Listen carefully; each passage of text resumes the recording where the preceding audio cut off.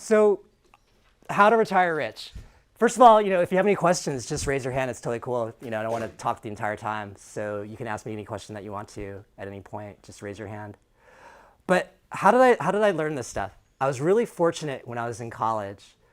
I had a professor who was teaching me finance, and one day what he said to me was, to the entire class, he said, "Listen, guys, make sure you write this at the top of your notes.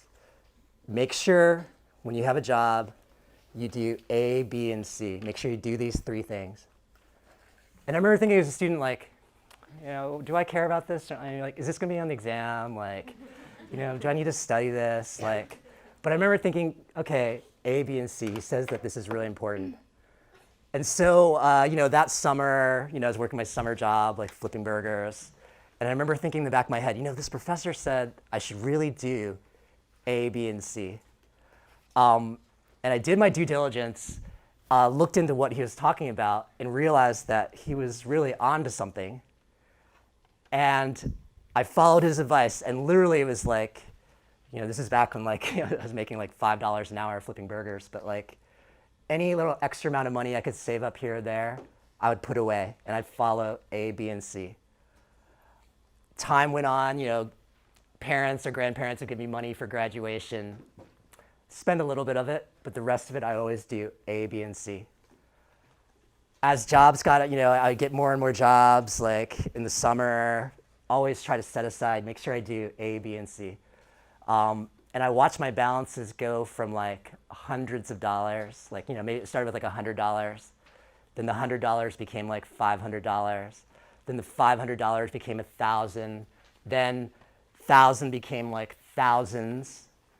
And then when I started working a real job, and I still followed the advice A, B, and C, and then I was making some real money, can really put aside money.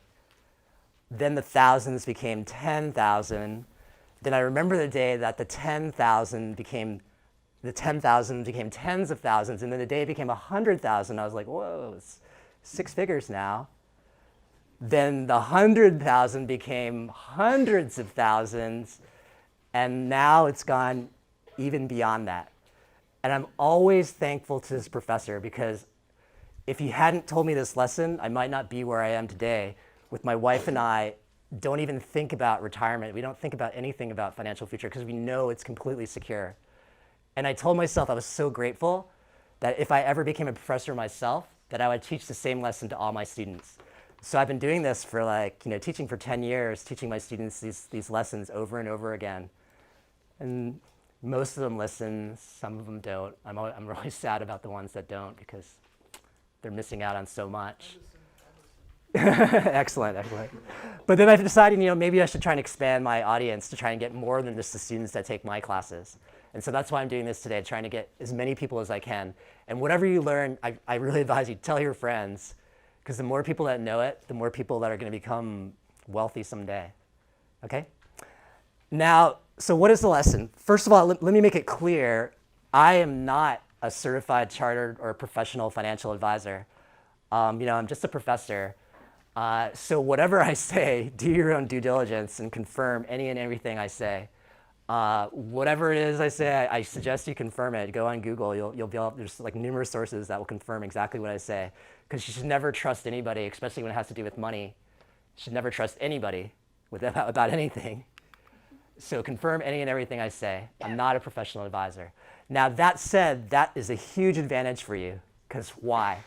Why do you think that's a big advantage for you? I don't have to pay you. First of all, you don't have to pay me because I'm not charging you anything. Yeah. Second of all, you're not trying to sign up for something? You're not trying to sell anything? I'm not trying to sell you anything. I'm not trying to sell you anything at all. What am I trying to do? I'm just trying to give you advice, which I think is going to be the best, literally might be the best advice you ever receive in college. I'm just trying to help you. I have no vested interest in anything that I say. So I think that's a huge advantage for you. Yeah. What?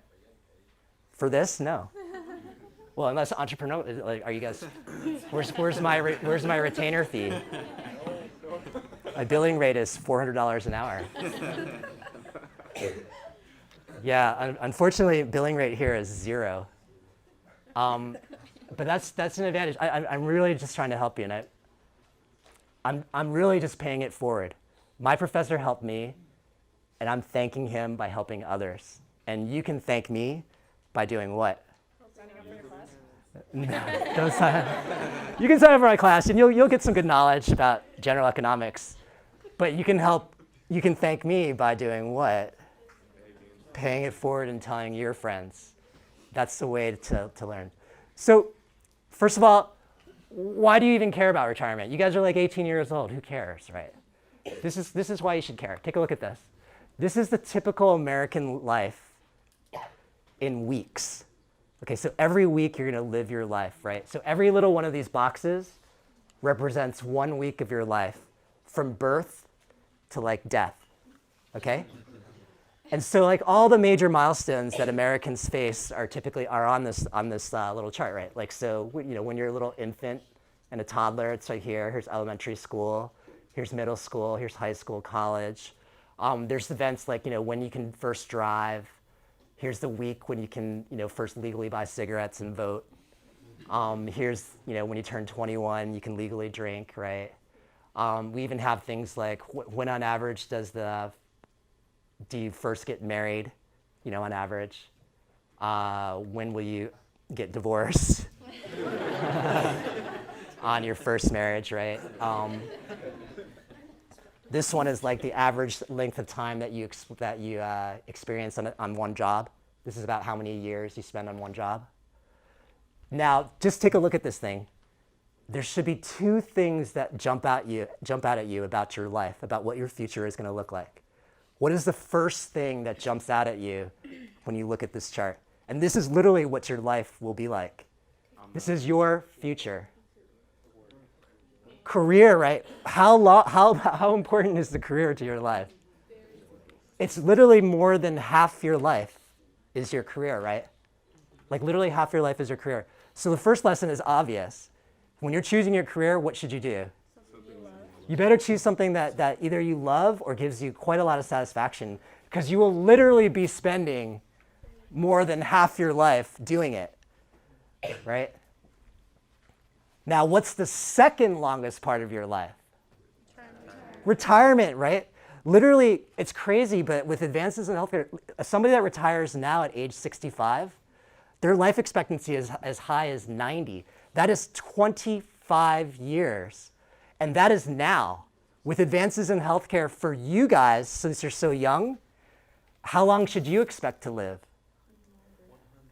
Like literally like 95 or 100 is very possible for many of you.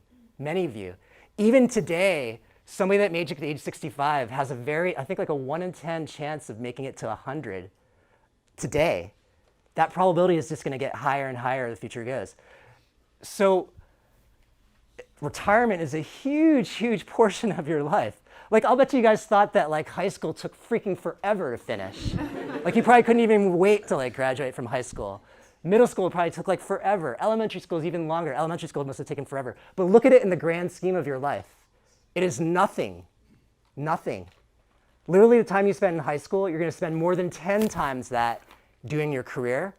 You're going to spend more than 6 times that, 7 times that during your retirement. So what does that mean? Given that you have this period of time to work and earn money, what do you need to be thinking about like right now? Saving for retirement. You need to be thinking now because it's such a long period in time. You got to prepare for it now. Despite the fact that retirement is such a huge portion of your life, like literally the second biggest part of your life, most Americans are woefully unprepared for retirement. The statistics are crazy. Take a look at this. Nearly 9 in 10 Americans are worried about having a comfortable standard of living in retirement. 34% of Americans have no savings set aside for retirement.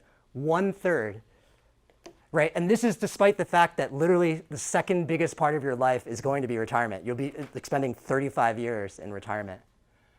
Half of Americans have less than $10,000 saved for retirement. Now, some people think, okay, well, I've got nothing saved for retirement, so that's okay. I'll just work until I die, which I guess is possible. But what's first of all, that'd be a sad existence to work until you die. But also, what's crazy is, although people say that they'll work until they die, what do you think actually happens to them? What do you think actually happens to people, despite the fact that they say they'll work till they die? You get sick, you go on disability, or what happens? Your job lays you off, and then when you're 67 years old, who wants to hire you at a new company? There's going to be very few people that are going to want to hire you at that age. So despite the fact that people say they're going to work until they drop, 50% of people that actually retired earlier than they planned because they were forced to, because of either health problems, downsizing, caring for a spouse. So this means that you can't plan on working till you die. You should plan on, at some point, you're going to have to stop working, right? And only 3 in 10 retirees actually said they retired early because they could afford to. So what I'm going to teach you is to be one of these 3 in 10 who can retire early, to be the 10% or the 12% who are not worried about retirement. Because if you follow these simple steps, A, B, and C, you will be ready for retirement and you will retire rich. Now you could say, like, what happens if you have nothing saved for retirement? Well, there is a program that can help you, right? Which is what? Social Security, right? So Social Security is available. I mean, it is our safety net for those that don't save for retirement. But guess how much Social Security, how much money do you get for Social Security? It's crazy. Take a look at this. The average benefit for somebody retired is $1,300 a month. $1,300 a month. That's like $15,000 a year. Can you imagine what do you think your existence is like if you're going to spend 35 of your years?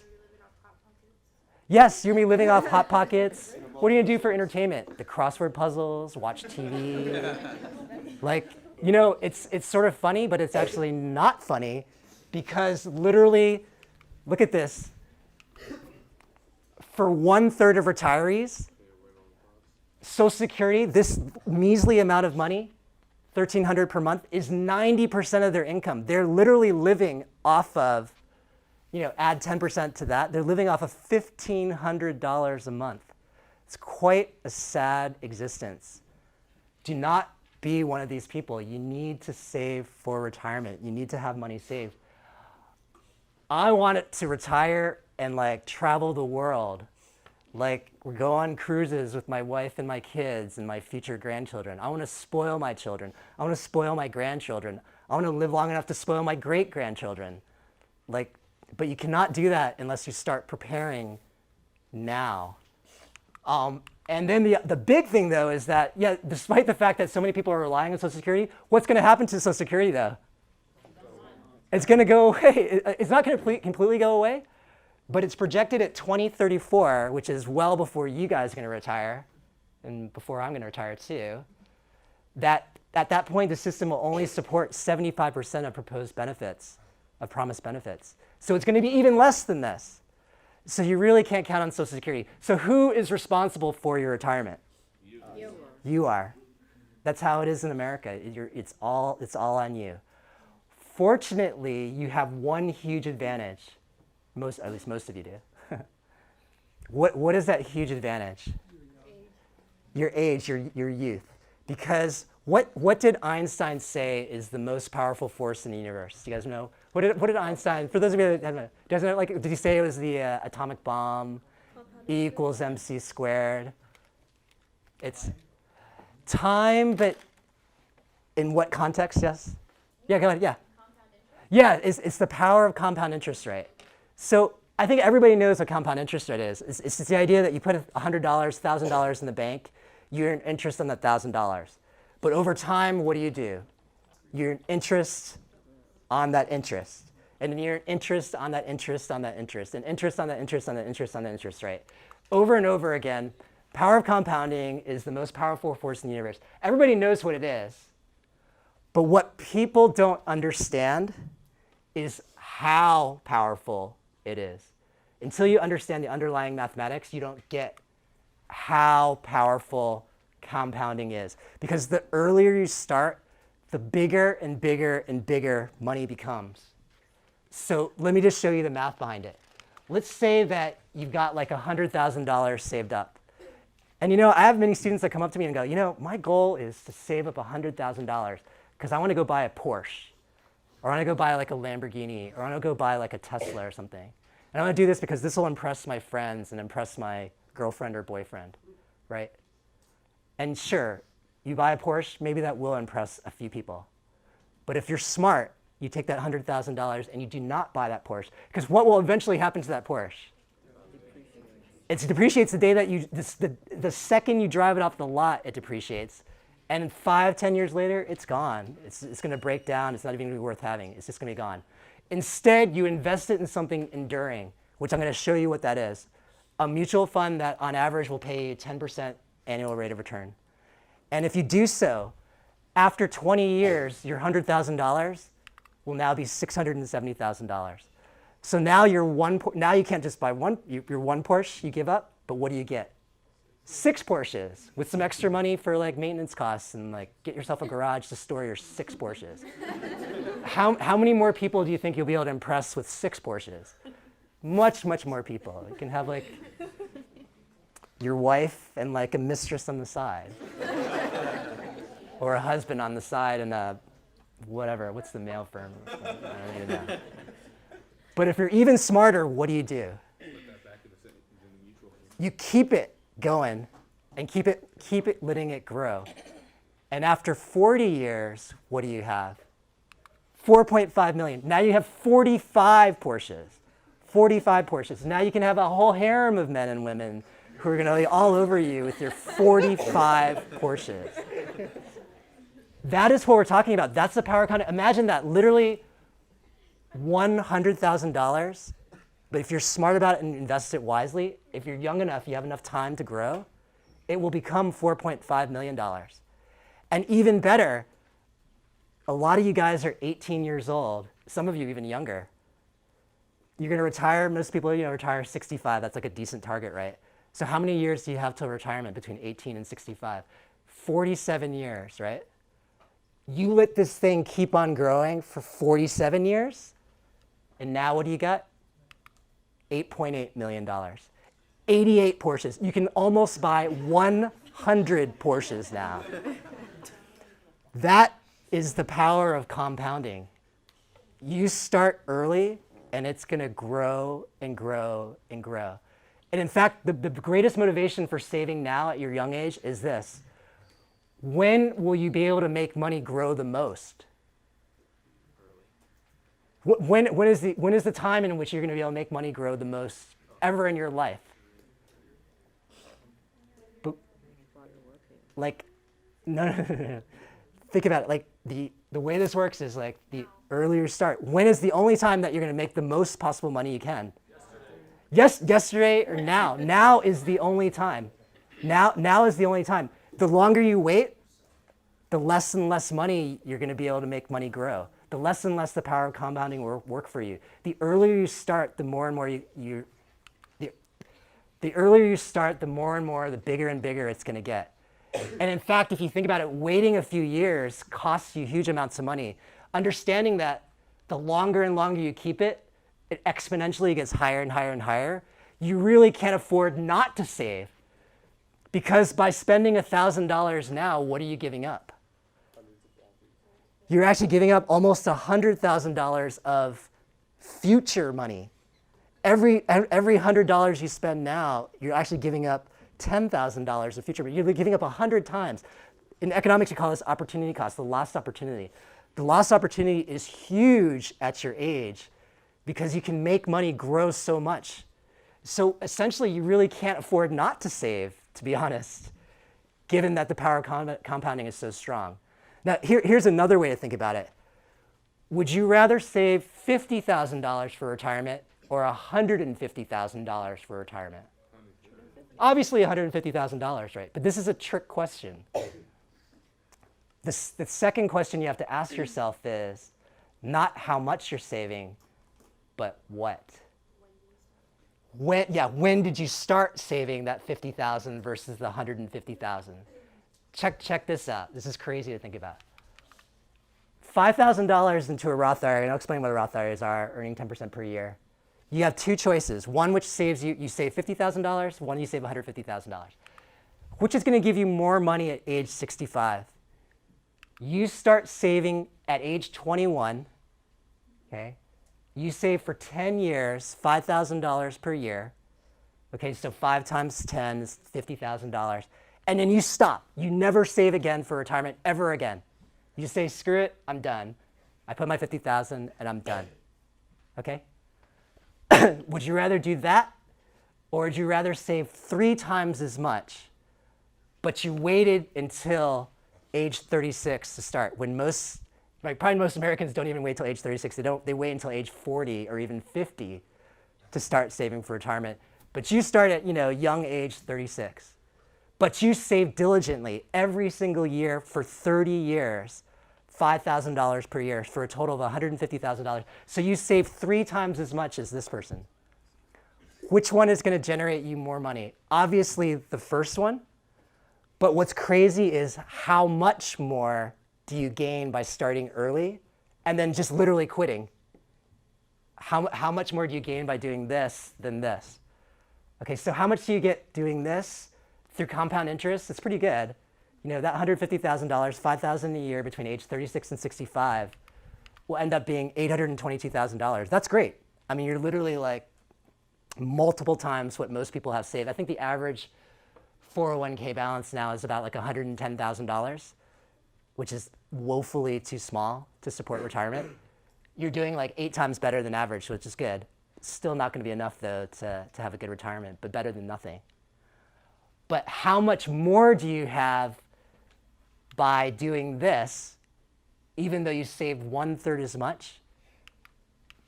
How much more do you think you're going to get? Like 50,000 more? 100,000 more? Yeah, maybe twice as much would be huge, right? To get twice as much, even though you saved 1/3 as much, right? Twice as much would be crazy, right? But here's the actual number, right? Your $50,000 starting at age 21, $2.2 million. We're talking almost 3 times as much. And what's amazing is, how much of your own money did you put in? You only put in $50,000. Where's the rest of it coming from? It's all compound interest. It's all interest on interest on interest on interest over and over and over again. You started early enough that the interest on the interest is so great that it swamps the fact that you saved 3 times as much money earlier. You've gained $1.4 million just by starting early. Like, you have to start early. It's crazy to think about. You got to start early. The earlier you start, the richer you're going to become. Another way to think about it is, like, a lot of people think you need to have $1 million saved up for retirement. And that's a good round number, but to be honest for you guys, because of inflation, you're going to need more than that. But let's just say $1 million is a good target, right? How much does it take to save $1 million by the time you're age 65?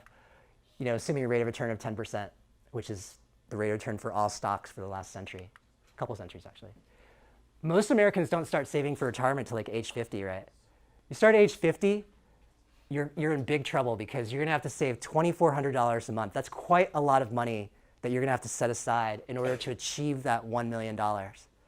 So obviously you'll be better off not starting at age 50, but starting at, say, age 40, because then the amount you need to save becomes less, okay? So wait till, if you start at age 40, now you only have to save $750 a month in order to achieve that $1 million. But if you're even smarter, when do you start saving? Well, let's look at that. But first, let's go from 40 down to 30, okay? 30 to achieve that same $1 million, $260 a month.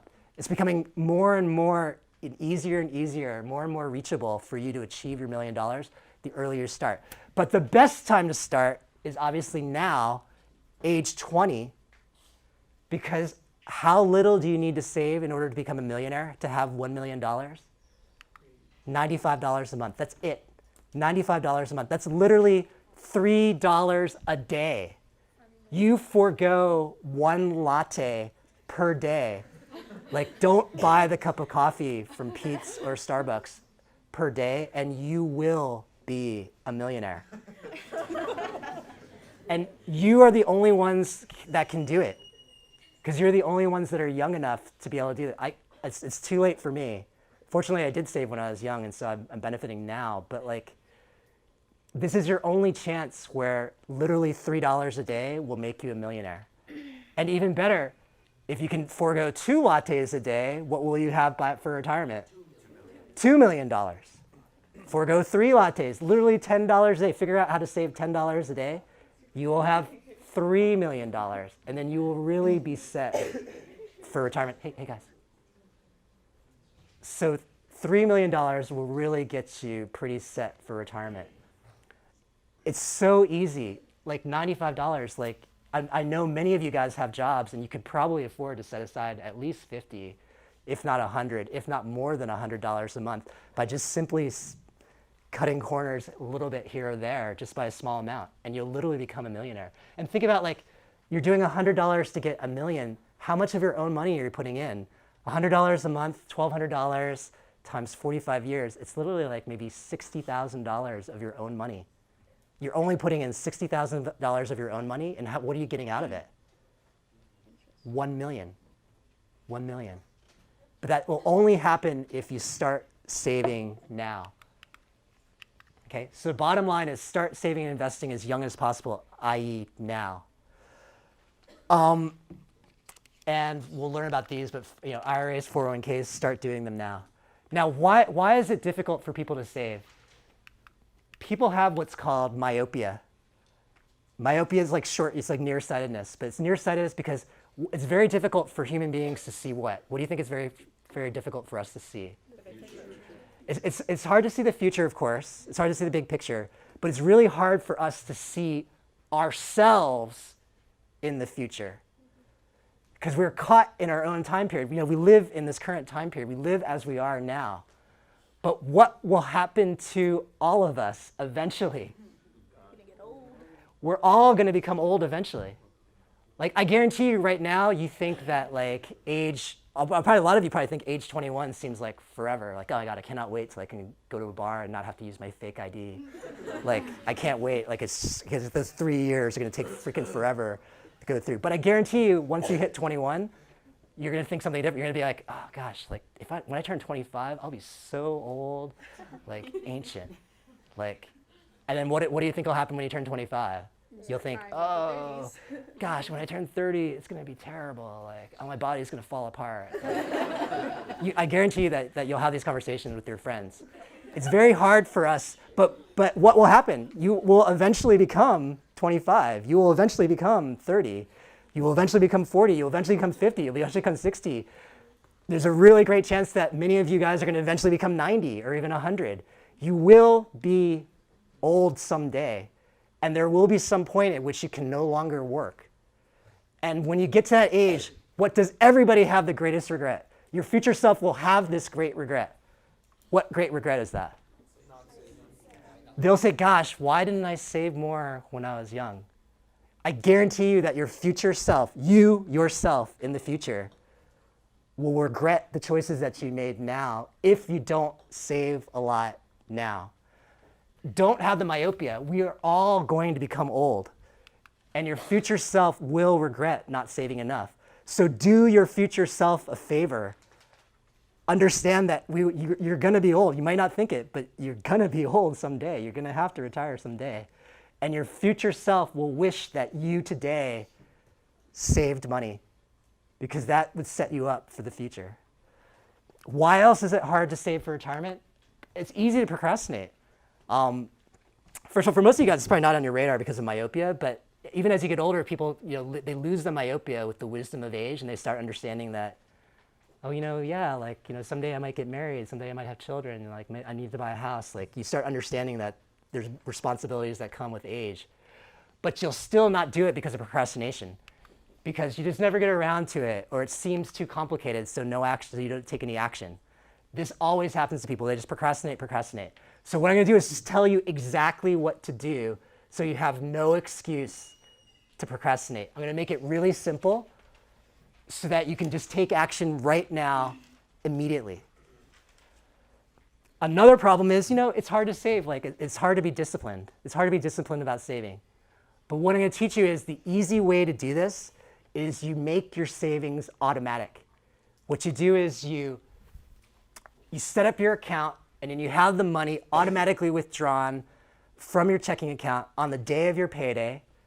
And if you never see the money, what will you not do with it? You will not spend it. So you need to have it set up so it automatically takes away and then you never see it. When you save like this, then you don't have to worry about being disciplined, because as long as you live within your means, you live with the money that comes in, you don't have credit card balances, you don't go over, then you know that you're already paying yourself by doing the automatic investing. You're already saving for your future, and so you don't need to worry about it. You spend your money as you want to. As long as you're automatically saving, then you're good, you're golden, you're gonna be set. You do your $100 a month and you're gonna be a millionaire. As you make more money, increase it to 200, increase it to 300. Now you're gonna be a multimillionaire. Super simple, just make it automatic, because the key part is you wanna make it so you don't have to think about it. You decide right now and then never think about it again. All you have to do is think about it as I start making more money, I should increase the automatic amount so I get richer faster.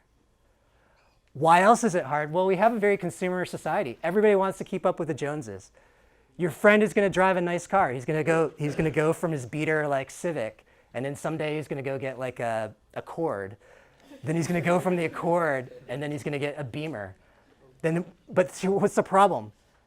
You might want to go get a Beamer because your friend has a Beamer, but what's going to happen once you have the Beamer? Well, you lose compounded, but what are you going to want then? Well, first let's go up the next level. Mercedes. Yeah, because the problem is with human beings. You're gonna want what you can't have. Yes, you always want what you can't have, and what you want is you always want more. Yeah. And once you have more, what will you want then? More. Even more, because there is no limit to our desire to consume. When people have more money, they just want even more. When they buy nice cars, they'll next want their next nicest car.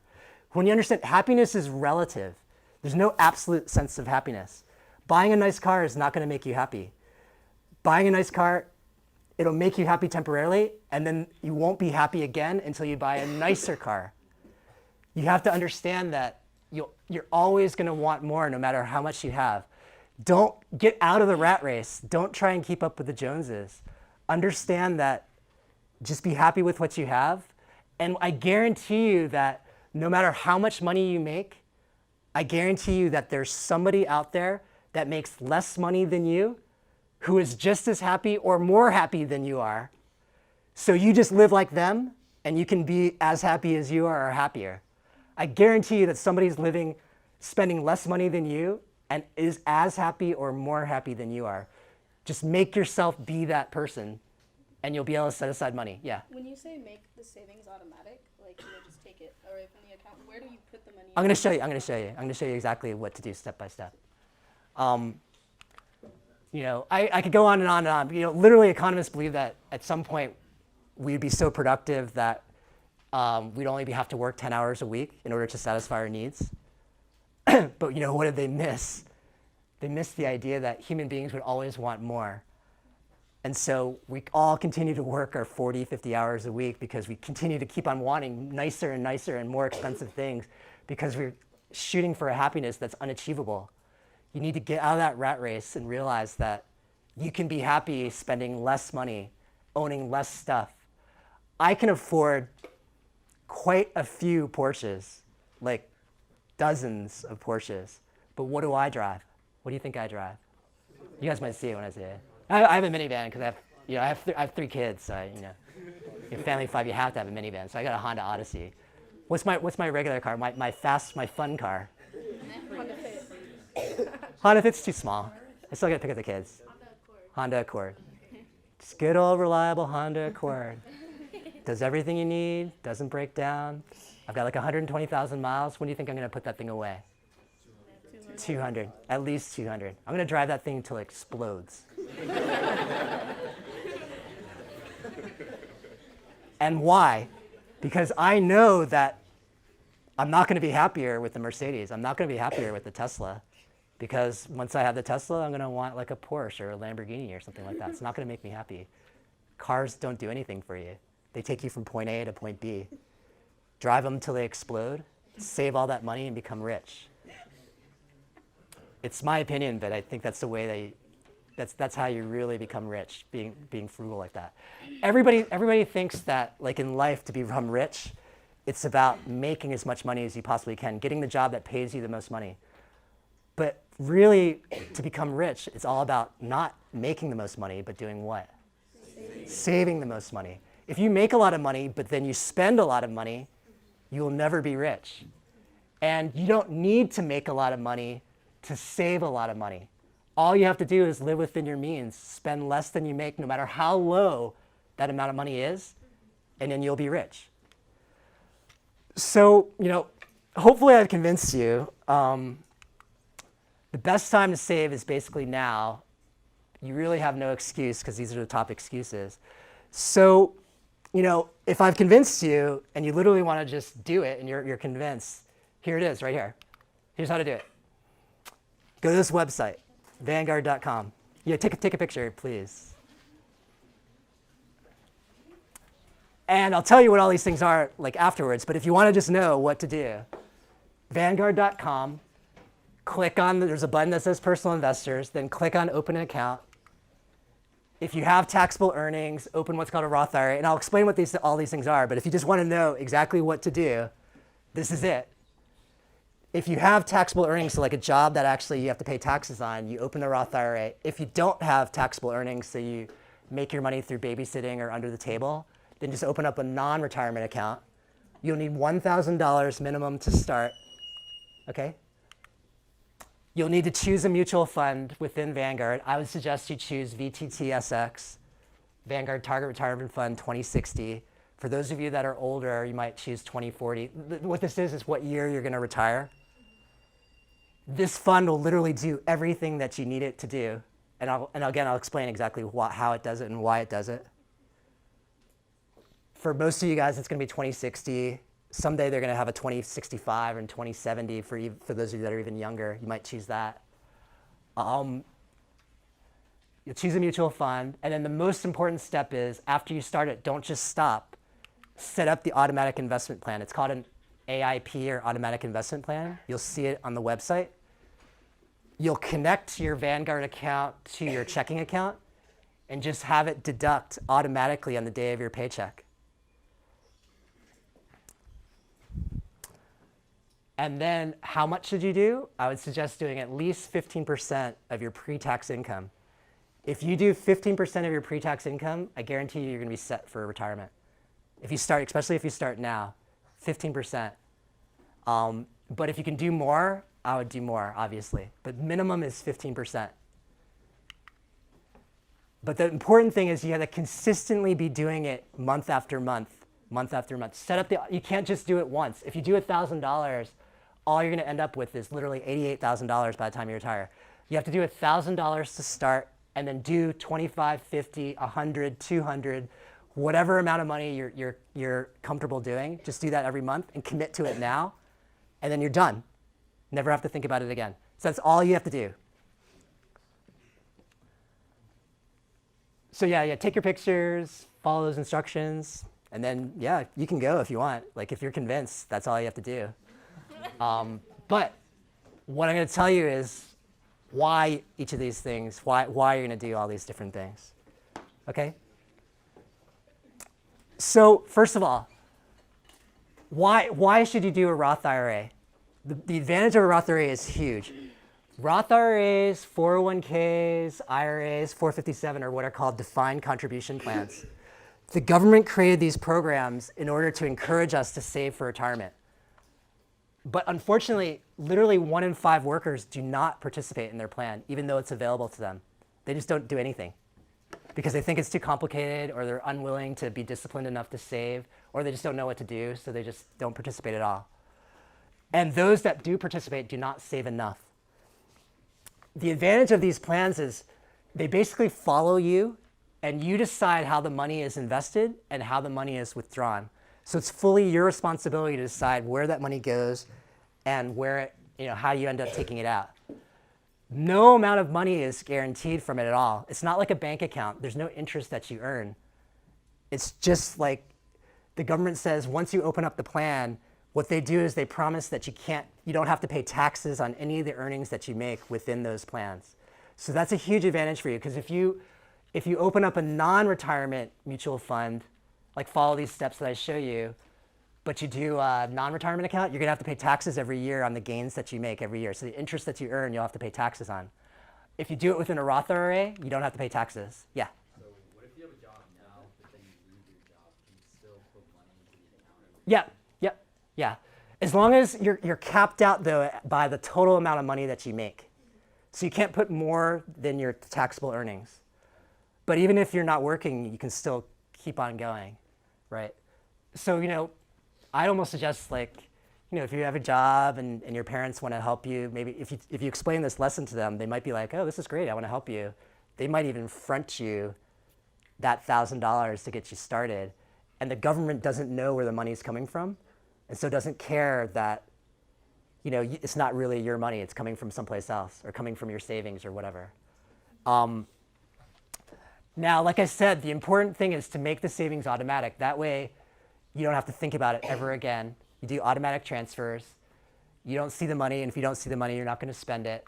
And then it takes advantage of this technique called dollar cost averaging, which I don't want to spend too much time on, but you can look up this idea. But by doing a fixed amount of money, it's a really good way to save. But it's really important to make the savings automatic so you just don't have to think about it again. How much should you save? I told you 15%. If you start in your 20s, 15% is probably going to get you to where you want to be. My rule of thumb, though, is to try and hit the legal maximum whenever possible, even if it's more than 15%. Because the way I think about it is the government has created this program. The Roth IRA maximum is $5,500 per year. If I don't do $5,500 in a year, then I've wasted that year, because I'll never get that year back again. That year is gone. So I try to just maximize my retirement plans to the max every single year as much as I can, try and shelter as much money as I possibly can.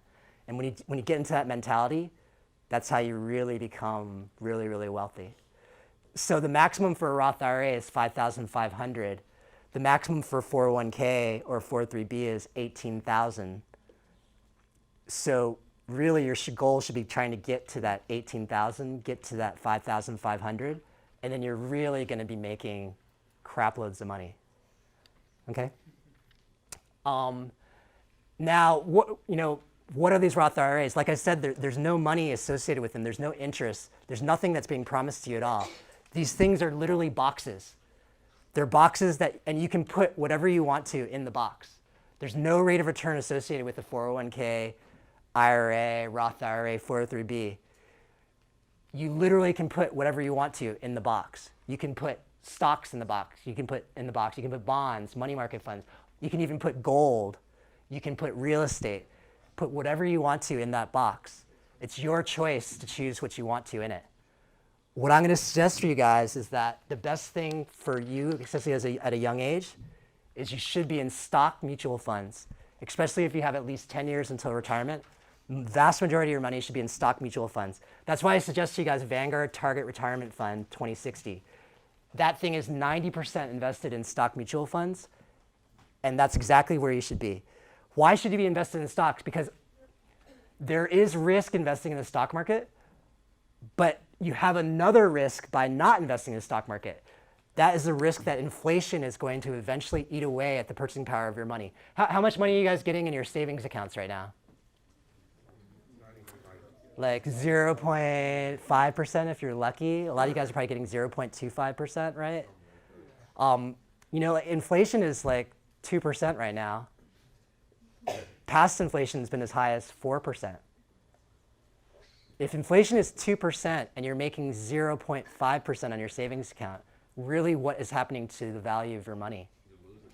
You're actually losing purchasing power. Because if inflation is greater than the amount of interest that you're earning, then you're actually losing money. You're losing the ability to buy stuff by having it in a savings account. You need to choose an investment vehicle that will have a return that will be greater than inflation. Otherwise, you will not actually get increases in purchasing power. And stock historically has been the best way to achieve this. Why is the danger of inflation so high? Even at 4% inflation, which is the history of the U.S., like history for the last 30 years, inflation's been about 4%. Now it's about 2%, but 4%. Everything costing $1 now, 36 years from now will cost $4. So literally there'll be 400% inflation between now and 36 years from now.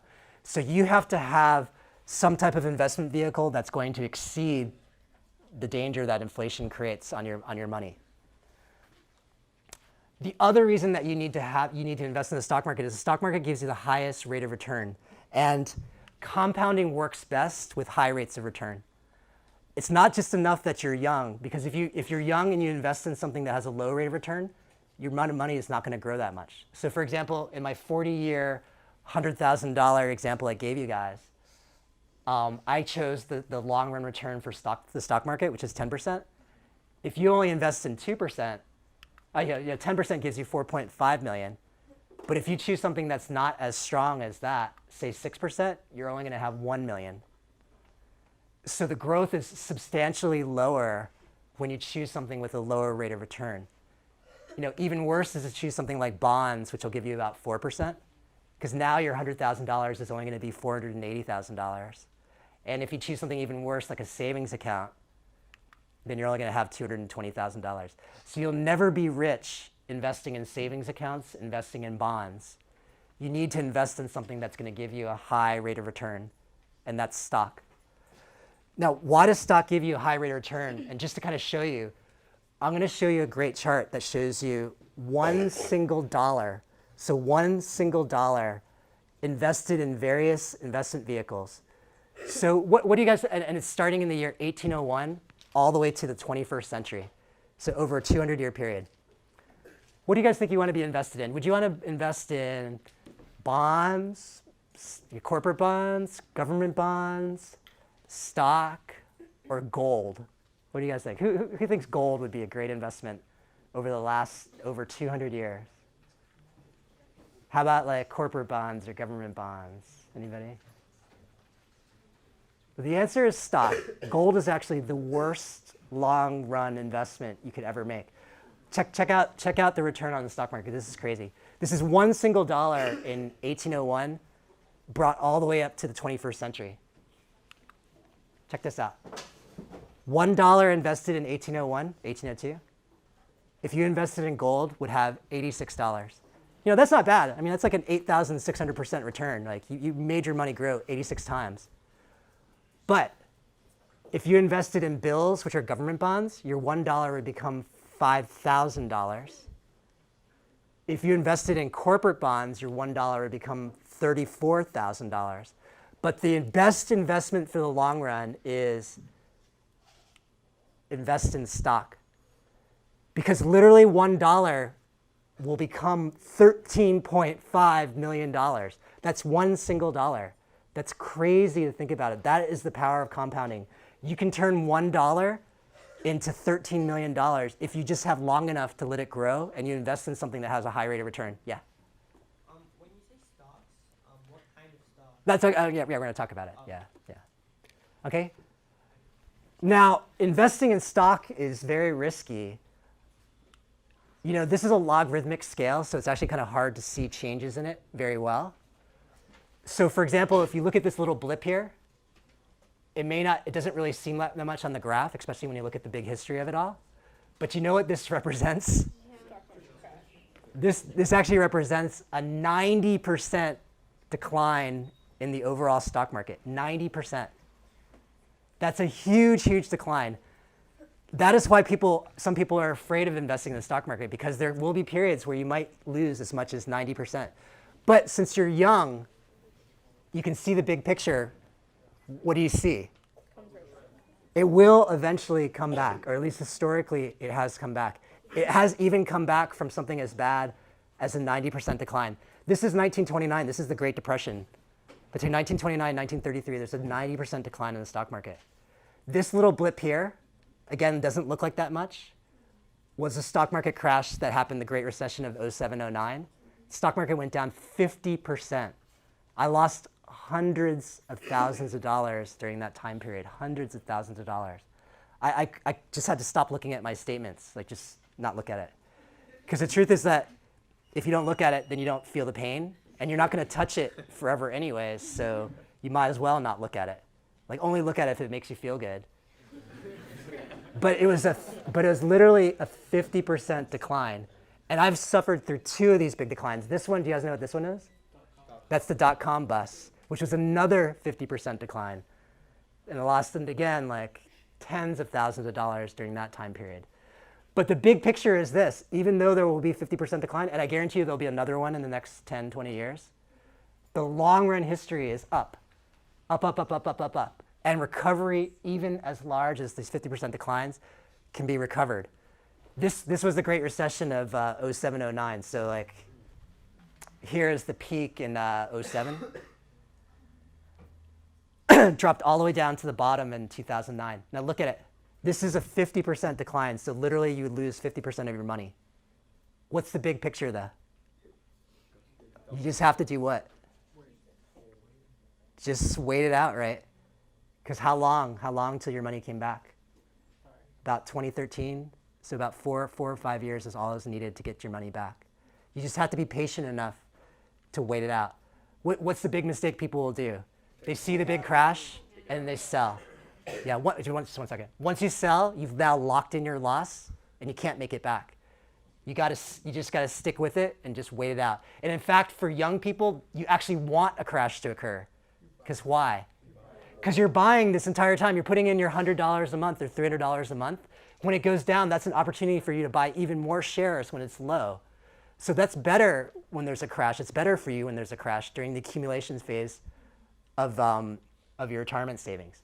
So crashes are actually good for young people. So you got to be able to wait it out. You got to be able to wait it out. And now it's gone way beyond where it used to peak and recovered fully from that big crash. Yeah, was there a question? Yeah, do you have a question there? Yeah. So, like, when you said that you went through a couple crashes, Yeah. like in the stock market, what specific actions did you take? Like, Nothing. To wait it out, like. I just didn't. I just kept. All my savings is automatic, Uh-huh. so it automatically goes in on payday. I just never changed it. Oh. Okay. So that's what I'm saying. Just set it and forget it. Like literally set it. Set up the automatic deduction. Uh-huh. Never look back. All you do is increase it or decrease it as you see fit as your life goes on. Preferably you increase it over and over again. But I never did anything. I didn't stop selling. I didn't sell. I didn't stop buying. I just kept on buying. I just kept on doing exactly what I do. I do the same thing every year, which is maximize my retirement savings, maximize the Roth IRA, maximize my wife's 401k, maximize my 403b at this college, maximize my 457 at this college, maximize every single opportunity you can, and just do that every single year, month after month, year after year, and never change anything. That's all you need to do. You just do that until you die or until you retire. Yeah, yeah. What do you mean by maximum? Like get as close. There's a legal maximum. Like I said earlier, the legal maximum for Roth IRA is $5,500 a year. I think for many of you guys that might be hard to achieve. For some of you guys, it actually might be okay for you to achieve. But for some of you guys, it's going to be hard. But when you get to the point where you make enough money, you try to always hit the legal maximum. It's $5,500 for Roth IRA. It's $18,000 for 401k. If you can hit the maximum, guaranteed you'll be wealthy as long as you're invested in the stock market. You're going to have so much money set aside. That lesson will be worth, like if you can do the max, you can just do the back of the envelope, but literally you'll have multiple millions, like at least 5 million, if not even maybe $10 million saved up retirement if you can maximize your stuff. And that gives you the ability to retire early, retire whenever you want to spoil your children, to pay for their college, not having to have any student loans, spoil your grandchildren, pay for the college of your grandchildren. That gives you lots of flexibility to do quite a lot of stuff if you have that much money saved up. So if my company offers 401k, should I start with a 401k or an IRA? You should do 401k up to its match, and then do the Roth IRA beyond that. Yeah, so whatever, if they have a match, I don't know if they have a match or not. I do. But if they have a match, always do the match because that's free money for you. If you don't do it, you're giving up free money that they're literally throwing at you. If you have a choice between a Roth 401k and a regular 401k, do the Roth 401k. Roth is better for young people because you're basically using post-tax, I don't want to talk too much detail, but trust me that for young people, Roth is always better than traditional. So always do the Roth. So if you have a Roth 401k, do the Roth 401k. IRA, do Roth IRA. Definitely take advantage of the match, and then anything beyond match, go to IRA, because Roth IRA is cheaper than 401k. Yeah. Does Vanguard charge any fees or points? Very, very small. They're the cheapest mutual fund company. But like, see, the thing is, everybody charges you fees. 401k charges you fee. 403b charges you fee. Every mutual fund charges you fees, but Vanguard is the cheapest of all of them. That's why I suggest it. It's the best mutual fund company out there. You know, like you might be saying, but you know, what happens if crap happens? Like literally, these are all the crappy things that have happened into the U.S. economy in the last 40 years. Like savings and loan crisis, thousands of banks failed. You probably, you don't remember it. It was like when you guys were like just being born. But literally thousands of banks failed across America. It used to be the biggest financial crisis until the Great Recession of 2007, 2009. You know, oil prices quadruple. There's war with Arab nations and Israel are at war during this entire decade. We have the Cold War in 1980, the first invasion of Iraq, Russian financial crisis, Asian currency crisis, Y2K scare, 9/11. Crappy things are going to happen to the economy. But what do we know? The economy is resilient. And what happens over time? It goes back. It comes back. You just have to be patient. In fact, here's a great chart. Here's 78 reasons to be worried about investing in the stock market. It's kind of hard to see it, but like, you know, World War I, World War II, fall of France, Pearl Harbor, like the Cold War, Berlin blockade, Russia has an A-bomb, the Korean War, Eisenhower, the president gets sick, Russia launches Sputnik, like the Cuban Missile Crisis, Kennedy assassinated. There are so many events that have happened to America that you would think would be devastating, and people would react to these things by doing what? Yeah, they'll sell. They'll be, oh my God, there's like, you know, the Watergate happened, and like the president's like lying about like Watergate. The president was literally assassinated. Like we lost the entire president. We need to sell. We need to panic. Do not panic, because the long run growth in the stock market is up. You just keep on investing, keep on saving, and just understand that it comes. You're young enough to ride out the ups and downs. Okay? You know, it is risky, so you have to have a long enough time horizon. And you have to understand that literally the stock market only goes up 55 to 60% of the time. So almost half the time you're going to see years with losses. But it's important just to suck it up. Just keep on going. Don't touch it. Don't do anything. And my advice is, nobody knows where the stock market is going. Like, I've got like a PhD in this stuff. I've studied like, you know, I majored in economics and finance for 4 years. Studied 5 years for my PhD in economics and finance. So I should be Dr. Liu, not Mr. Liu. But, just kidding. You know, I've studied this stuff in formal education for like 9 years. I literally have a PhD in this stuff. And I've been studying investing for 20 years. I feel like I've got some pretty good knowledge. I have no idea what's going to happen to the stock market. Like tomorrow, next week, next year, 5 years from now, 10 years from now, 20 years from now. Nobody knows. Don't make the mistake of thinking that you can predict what the future is going to be. It's impossible. It's impossible to time the market. So don't sell or stop buying just because you see a bear market, which means a down market. It's impossible to know when it's going to go back up. Even the experts do not know. So my advice is never sell, ever. Never stop buying, ever. No matter what's happening. Like I said, I suffered the dot-com crash. I suffered the 2007, 2009 Great Recession. Never sold, never stopped buying. Just kept on doing exactly what I planned on doing and just did it year after year after year. Now, how do you invest in the stock market? What you should do are buy what are called mutual funds. Stock mutual funds, what they do is essentially pool the money of lots of different investors and then invest the stock for you. And what this does is for small investors like ourselves, it gives you diversification. It gives you the ability to spread your money over hundreds, if not thousands of companies. And this is something that you're unable to achieve yourself as an individual investor. It's impossible for us to buy hundreds or thousands of companies individually. So that's the purpose of a mutual fund is. It gives you massive diversification and a way to spread out your money over hundreds and thousands of stocks. Specifically, what I recommend are what are called index mutual funds. There's huge evidence behind the fact that index funds are the best type of mutual funds to get. What is an index fund? An index fund is simply a mutual fund that buys and holds the companies in some given stock index. So the mutual fund doesn't try to actually buy or sell individual stocks at all. It just follows whatever that index is and then just buys and just holds it forever. So an S&P 500 index is an example of this. You should have heard this term, S&P 500. It's literally like the 500 leading companies in the US. You can think of it as the 500 biggest. It's not exactly that. It's the 500 leading companies.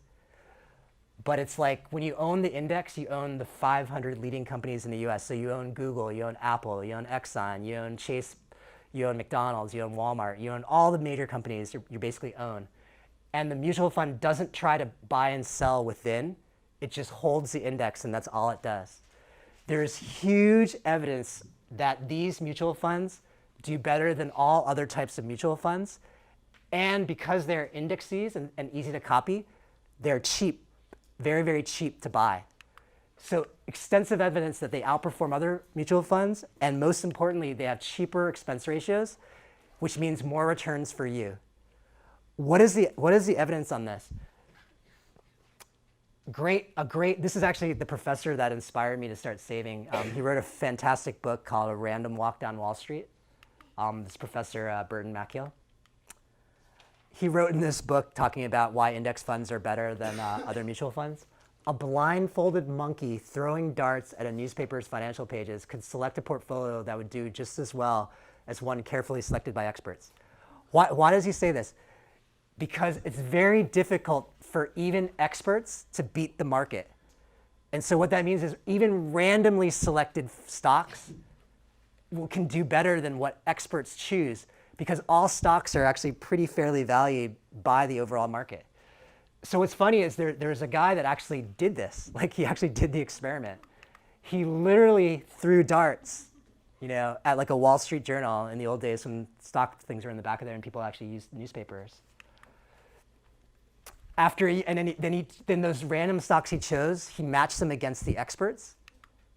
90% of the picks of the experts were beaten by randomly chosen stocks, like random. That shows you that experts really can't help you. I cannot help you choose an individual stock. Nobody knows anything. The best thing is just to buy the index and just stick with it. Huge, like enormous amount of theory and studies go behind this. Here's some, this is a great thing. It shows you basically what is the percentage of funds, of other types of mutual funds that could beat the S&P 500, and it's always less than half. So by choosing index funds, you're essentially going to be in the 70th percentile all the time. Now you might be like, well, and somebody's going to come up to you someday and be like, hey, well, the index is great, but I've got this fund that's, in the last 5 years has beaten the index. So you should buy my fund. What should your response to that be? Keep your thing. I'll stick with the index. I stick with the index, but why? Because just because somebody beat it 5 years in the past does not guarantee that they're going to beat it 5 years in the future. Because we should expect, the thing is, the problem with the stock market is that given the number of people that are actually investing, there are literally thousands of mutual funds and literally millions of investors. You can think of them all as like literally flipping coins. Like just, because you either guess correct or you guess incorrect. So it's either yes or no, correct or incorrect.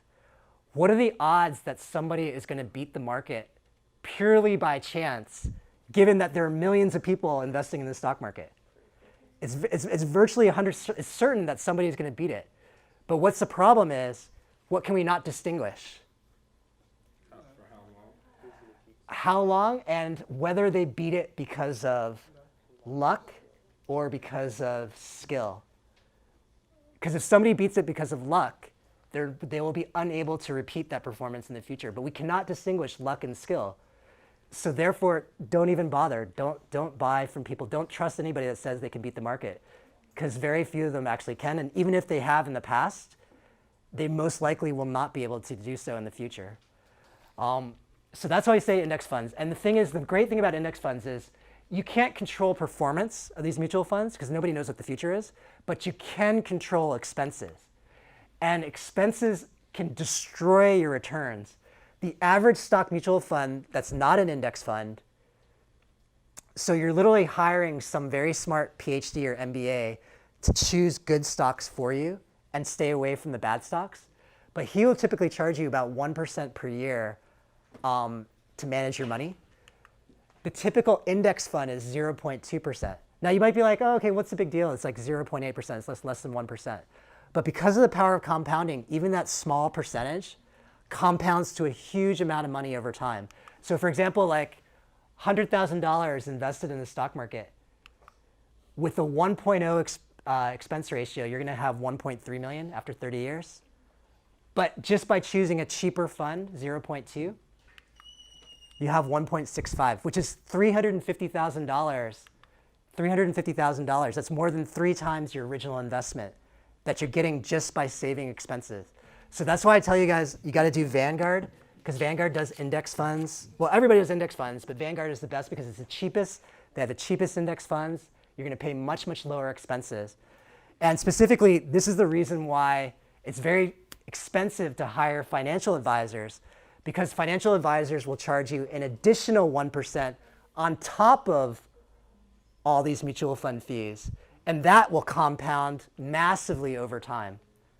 So there's really no need to even hire financial advisors because the fees that they charge will massively detract away from your returns. Hey, can you guys? So why Vanguard? Vanguard has the lowest expense ratios in the entire industry. Don't try and chase performance. Nobody knows what's going to happen. Vanguard is really the best one. What else more can I talk about? Like, you don't want to just choose the S&P 500, but you want an index fund that's going to cover the entire market. So I suggest something like the Vanguard Total Stock Market Index, because that's going to do beyond the S&P 500, but also do all the small companies that exist. You're also going to need exposure to the international. And if you like Fidelity, which is another good company, they have what's called the Spartan Total Stock Market Index. It's another great investment. You're also going to need exposure to international stocks because you don't want to just be only invested in the US. So there's what's called the Vanguard Total International Stock Index. And typically we recommend 15 to 30% of your money go into international stocks.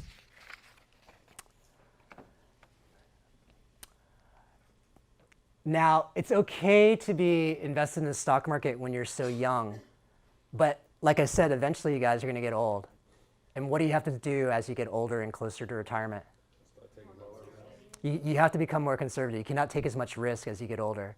So the way to do that is, and this is something that you won't have to think about because it's literally going to be 30 years from now. But as you get older, keep in the back of your mind, you need to shift away from stock and into bonds, bond mutual funds. So you'll get like Vanguard has a total bond market index. And so, bond funds have lower risk and lower return. There's some recommendations, and like I don't want to spend too much time doing it, but essentially the way to think about it is, your return is on the y-axis, the x-axis is risk. If you're 100% stock, you have high risk but high return. If you're 0% stock, then you have low risk but low return. At your young age, you should be like 100% or 90% stock. But as you get older, you need to move down from 100% down to 75%, down to 50%. But even at the age 65, for those of you that are older, you still need to be like 60% stock or 50% stock. Because why? Because even at age 65, what are you investing for? Well, like how long are you going to live for? Another 25 years, right? You still have a long time that you have to beat inflation and be able to invest in something that has some risk. So even people that are near retirement need to be like 50-50 stock. All this stuff is stuff that it seems complicated, because you have to think about bonds and stocks and what's all this stuff I'm telling you, and then as I get older. But you don't need to pay somebody. It's very expensive to have a professional advisor that charges you 1% per year. And in addition to that, they have massive conflicts of interest because they'll steer you towards investments that give them kickbacks, that give them sales loads. All you have to do is what I suggest. Choose what are called target retirement date funds. What these things do is essentially the target retirement fund is like what I suggested you guys buy. it starts off high risk, and then as you get closer and closer to the retirement year, what do you think it starts doing? It automatically starts shifting you down this line towards the appropriate amount. So what you want to do is choose something like Vanguard Target Retirement Fund. Just choose the year you plan on retiring, and essentially it does all the work for you. It rebalances your money, it moves towards bonds on your own, and there's really nothing you need to do. All you need to do is just put money into this one specific fund. So just to give you an idea what these things are like, the one that I suggest for you guys, because most of you guys are young, is Vanguard Target Retirement 2060, right? So retirement's going to be like 40 years from now. It's invested basically 90% stock, of which 63% is total stock market index, that's the US, 27% total international, and then 10% bonds. And then what will happen is as you get closer to 2060, it'll start taking on the characteristics of a lower retirement age fund. So for example, like retirement age 2030, you can see has only 75% stock and only 25% bond. So it's just slowly reducing your exposure to stock and increasing your exposure to bonds. So it does everything the personal financial advisor would tell you to do, but for free, and does it cheaply, and then you don't have to think about it. So that's why Vanguard Target Retirement Fund is really the best fund for most people to do. You don't have to think, you don't have to do anything, it does everything for you.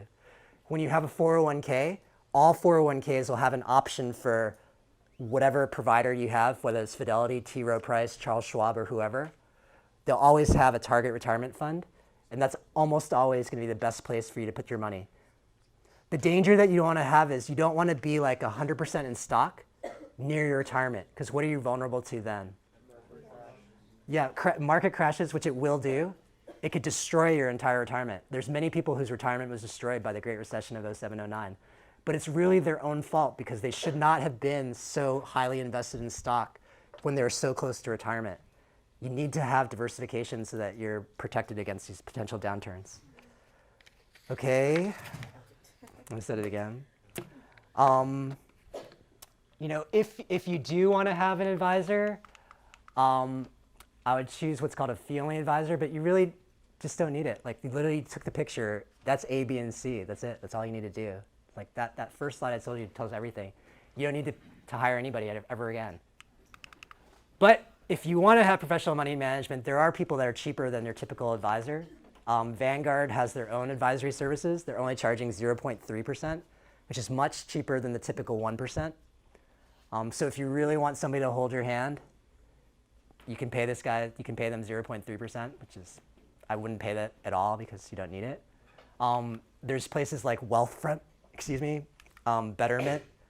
These are little like apps that are out there trying to provide professional services. They're really targeting millennials. But these all charge like 0.25%, 0.3%. Like they're still charging you money. To be honest, you just do the target retirement fund. You don't need to do anything else. You don't need to pay anybody anything more. So I wouldn't do anything more. All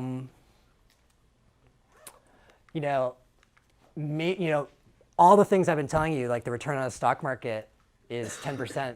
Past performance is no guarantee of the future, though. Future returns may not be 10% per year. Maybe the stock market is going to give us only like 4 to 6%.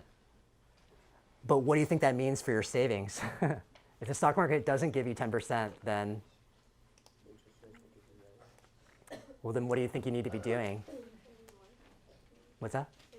You better be saving even more then, like, because 10%, you can't count on the stock market to give you. So if you think the stock market's not going to do it, then you better be saving even more than what I suggest you save. Anyways, I could keep on talking, but your bottom line is save now, save more. Make the savings automatic. Do the target retirement fund. What other advice can I give you? And again, this is like step by step, right? You should have already taken a picture, but if you didn't, that's it. What other advice can I give you? Other things to consider are obvious. You can't save money if you have what? If you have debt, right? And the worst type of debt is Credit card debt, right? Credit card debt is the worst debt. Never carry a credit card balance that's like obvious, but many people do. I was just talking to a student that literally has, it's crazy, but he's got like an $18,000 credit card balance. He's like 20 years old. Like, it's incredible. He's not here, is he? I don't want to embarrass. I don't want to embarrass him. But yeah, he's not here. But sorry if you actually are. But literally, can you imagine that $18,000 for somebody that's like in his 20s? Like, that's like a literally like a barbell hanging around his neck, and he's trying to swim with like a 100-pound weight like dragging him down. Do not ever get into that situation. You cannot save if you have credit card balances. Yeah, Adra? I have no idea, but he's got crap loads of money. You have to live within your means. The other thing that you need to have is you cannot have credit card balances. You also have to always have an emergency savings account. You know, if most of you guys are young, it's probably okay if you live with your parents or can count on your parents to bail you out, but someday you're gonna be independent. And the big danger is you need to have 6 to 12 months living expenses in some type of FDIC insured savings account. And what do you need that for? In case you lose your job, like you have enough money to survive. Because the big thing that people do is, without that, when they lose their job, what do? They either take out loans or they do even worse than that. They pull from their 401k and retirement. And once you pull away, you've now lost the compounding. It's gone. And you'll have to pay a penalty for taking out that money. But people treat that 401k as if it's like a savings account, as if it's money that they can get whenever they want to. It's not. That's money for your retirement. It's money that you need to grow and grow and grow, and never touch it. If you don't have the emergency savings account, you'll be tempted to touch your $100,000, $200,000, $500,000 401k or Roth IRA balance. Never touch it. There's going to be unexpected stuff that's going to happen to you. You need to be prepared for it. Don't raid your retirement account. Yeah? The Roth, does it allow you to pull out money for first-time homebuyers? Yes, it does. But again, you have to have separate savings for that, because you want that money to keep on compounding. The moment you take it out, the compounding ends. And the money that you save now is never going to grow more than any other time in history, like in your life. Is the FDIC insured savings account different from a regular savings account? As long as it's like a major bank, it's going to be FDIC. Oh, okay. Yeah. Even credit unions are typically FDIC. But you just have to make sure that What does that mean? it's like Federal Deposit Insurance Corp. It means that the government will protect you even if the bank were to fail. Up to $250,000, you're safe. And is that because of like one of the crashes where the banks like had no? We'll actually learn it in macro, but it's a way to prevent bank runs from occurring. Developed after the Great Depression, but we'll talk about it in econ. What else, right? Like I said, make savings automatic. You'll have these things when you have a full-time job. You'll have these things called health and dependent care flexible spending plans. These are great ways to save money. I don't want to describe them too much, but I advise you participate them because you can save money by doing so. When you leave your job, a big mistake people do is you'll have this option. You'll have this 401k that you saved up during like the 2 or 3 years that you're on your job. It might be like $10,000. What will you be tempted to do when you leave that job? Tempted to take it out. Don't take it out. Do what's called a rollover. What you'll do is roll over that 401k into an IRA and then have it just follow you. Once you roll it over into an IRA, it's now yours and can stay with you forever. So keep that in the back of your mind. Don't touch it and just roll it over. You have this thing called conversion. These are all things that you'll learn about as you get older. When you have your own children, you should invest in what are called 529 savings plans. If you care about your kids not going into debt when they go to college. These are college savings plans. Keep in the back of your mind that you want this for your kids. There's a Vanguard plan.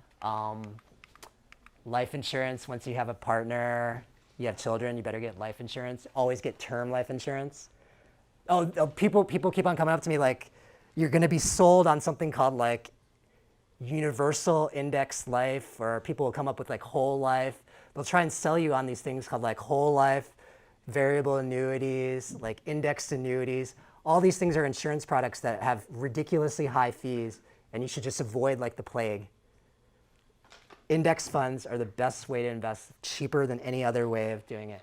You know, we have a will, power of attorney, advanced medical directive, legal doom. These are other things that you should consider for just personal finance. This is a great website, by the way. Get your shit together. Literally, what happened was like this.